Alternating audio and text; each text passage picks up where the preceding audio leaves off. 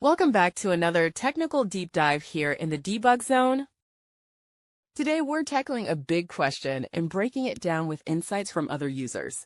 Hopefully this clears up some misconceptions and helps you get the answer you need. So buckle up, stay a little curious, and let's jump right in.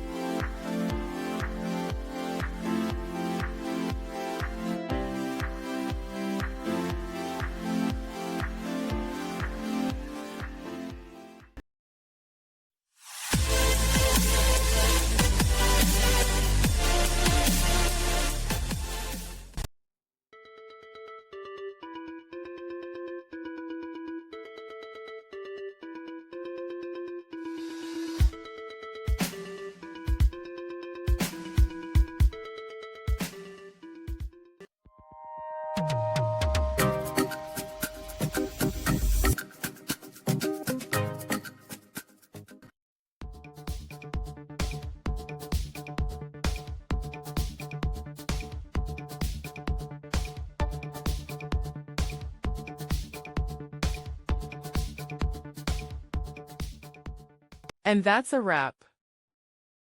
I hope you found the answer you were looking for. If you did, take a second to hit that subscribe button. It really helps out.